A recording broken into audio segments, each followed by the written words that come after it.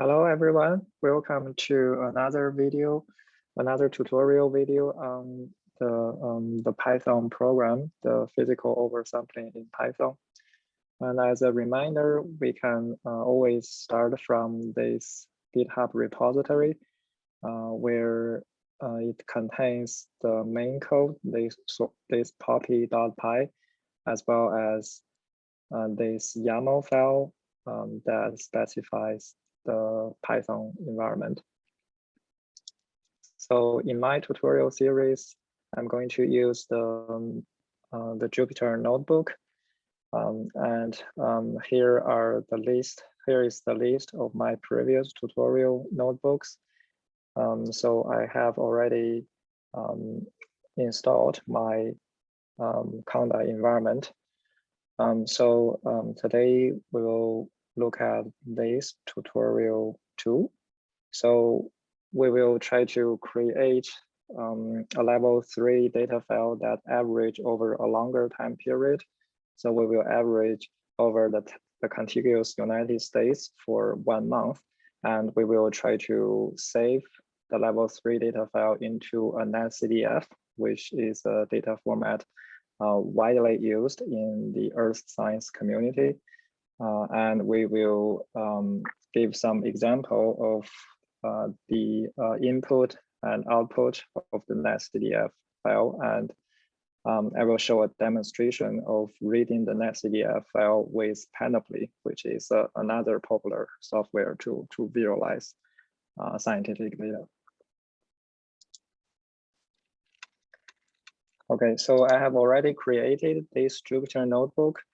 The first section should be exactly the same as our previous tutorials. So we will just load the Poppy library and import 2 functions. So if you have seen my previous 2 tutorials, you will know that I have already downloaded 2 days of data, the 1st and 2nd of September in the contiguous United States.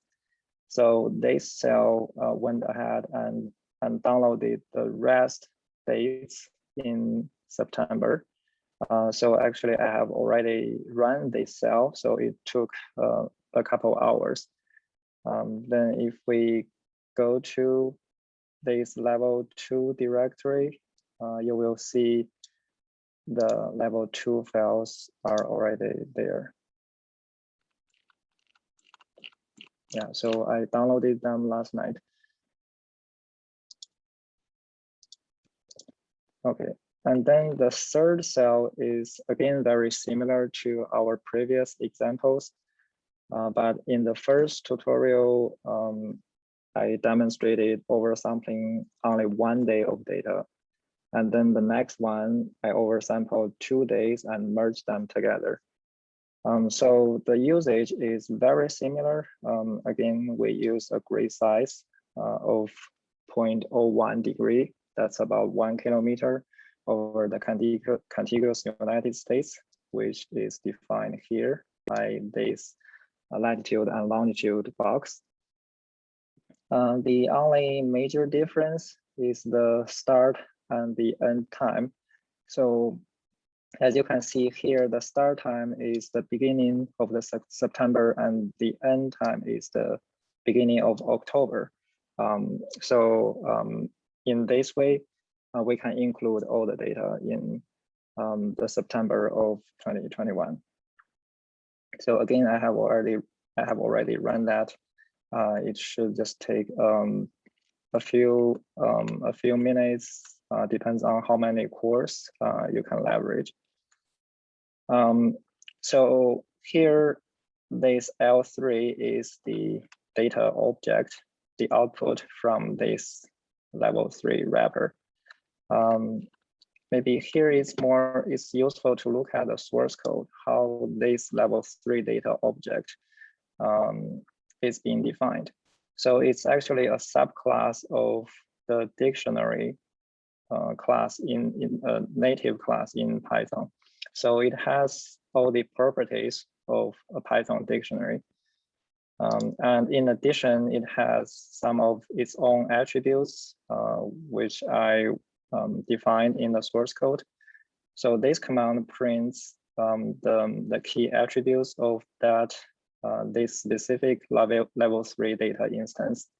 So it has its grid size, so it will be 0.01, and the start and the end of the time for averaging the instrument is Panoply, product is 0.02. The projection currently it's none because we are not using any projection. More about that later. We can actually use a certain projection. So the oversampling list is a list of geophysical quantities or really any other quantities that are oversampled.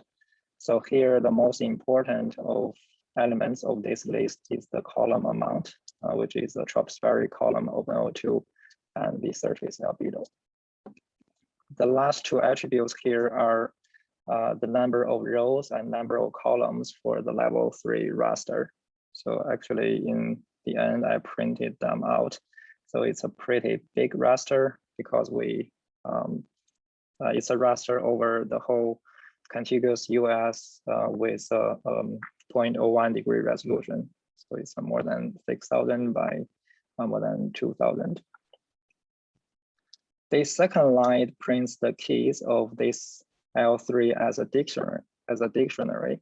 So here are the variables in this dictionary. Okay. Then in the first video, we already demonstrated the usage of block reduce. So a 0.01 degree raster can be pretty clumsy. So here I chose to reduce it by a factor of 3. So I block reduced it into a coarser resolution of 0.03 degree. So as you can see, it block reduce all the raster fields. And this cell is a similar printout of the attributes and the keys, the data keys for this new level 3 object. So it's a block reduced version of the original one. So you can see all those attributes and the name of the data keys are the same, but because it's coarsened, the number of columns and the number of rows are reduced by a factor of 3 respectively. Okay. And here it's a small piece of code to save this coarsened level 3 object into a NetCDF file. So the first two lines just specify the directory where I want to save the data and the file name. So I want the file name to contain the name of the instrument, the product, the beginning and the end of the averaging, as well as the grid size. Okay, so it will print the name of the level 3 data file. So like here, instrument, Panoply to the time interval resolution, and it's a NetCDF file. So this save NC is just a built-in function of the level 3 class. So it saves the data into this file name, and you can choose which field to save within the keys of this level 3 dictionary or level 3 object. So I choose to save column amount, albedo, and the coordinate of X and Y. And I can rename it. That will facilitate later opening of this file by Panoply because it will recognize longitude and latitude automatically as geo-referenced coordinate. So that means in the dictionary X grid, it is a 1D array, but it will be saved with a new name, longitude, in the NetCDF file, and same for Y grid and latitude. Yeah, the file is saved. Okay, so that means we oversampled 1 month of data and it's saved as a level 3 NetCDF file. Then if later we want to load this file back and recover the content in the file into a new level 3 object, we can use this command. So first we load the level 3 data class and then create an empty instance right here, and then use the read and see function to read this file that we just saved.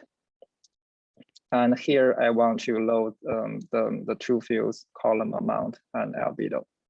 So actually I should be able to run it here.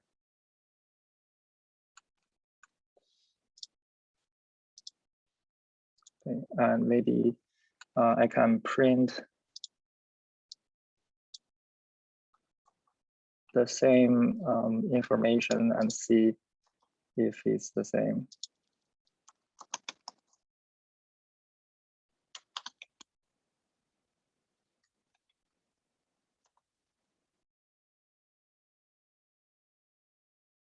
Okay, so as you can see, the list of the data fields is shorter than the previous version. That's because we choose to save only those two.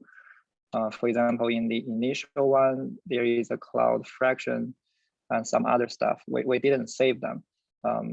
So that's why those do not show up here. What we did save were column amount and surface albedo.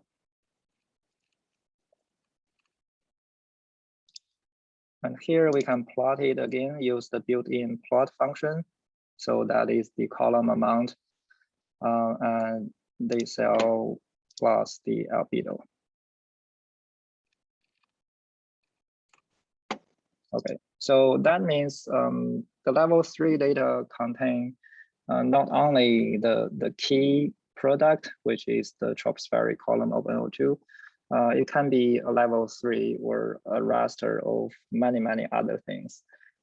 Here, the surface albedo is one example, and in some cases, it's a very useful diagnostic parameter. Okay, then we have this level 3 file, and it's an NetCDF, and actually it's compatible with the Panoply software. So let me demonstrate quickly a plot using Panoply. Right here, so it's the same NetCDF, and I choose to create a plot using the column amount field in that NetCDF, and you can use all those nice functions in Panoply to change the color bar very easily, the projection, and yeah, I'm sure there are people who use the Panoply very well, and feel free to explore and add your own features. And please let me know if any of those features are not clear, or if you want me to add something more. Thank you very much.